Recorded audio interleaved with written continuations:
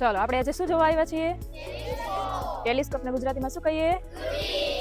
દૂરબીનનું કામ શું થશે? ઓકે, ટેલિસ્કોપ વડે આપણે જે પેલી દૂરની વસ્તુ છે ને એને મોટી કરી અહીંયા વિસ્તૃત કરી અને જોશી. બરાબર? પહેલા હું તમને પાઠ સમજાવું છું, એ સમજજો. સૌથી પહેલા આ બાજુ જે હોય ને આ બાજુની વસ્તુ આપણે જોવાની છે, તો આ બાજુની સાઈડમાં જે કાચ હોય એને કહેવાય વસ્તુ કાચ. બરાબર? કયો કાચ? વસ્તુ કાચ. પછી છે આ બાજુ. તમારી આંખ વડે તમે અહીંયાથી જોવો છો ને, તો આ જે છે આંખ તમે ઉપયોગ કરો જે લેન્સમાં, એને કહેવાય નેત્ર કાચ. નેત્ર કાચ. રેડી? હવે છે અહીંયા. તો આ શેના માટે છે? તો કે તમે ડાયરેક્ટ અહીંયાથી લઈ અને સામેની વસ્તુ છે તો તમે સેટ ન કરી શકો, એટલા માટે થઈને આ વસ્તુ આપેલી હોય. આ કાચ વડે તમે સામેની વસ્તુ છે સેટ કરવા માટે આનો ઉપયોગ થાય છે. આ જે વસ્તુ કાચ છે એ દૂરની વસ્તુ છે એને લઈ આવીને થોડું મોટું પ્રતિબિંબ બનાવશે. પ્રતિબિંબ. બરાબર? હવે આ કાચ છે ને એ આ પ્રતિબિંબને પાછું સીધું કરશે અને એના કરતાં વધારે મોટું કરશે.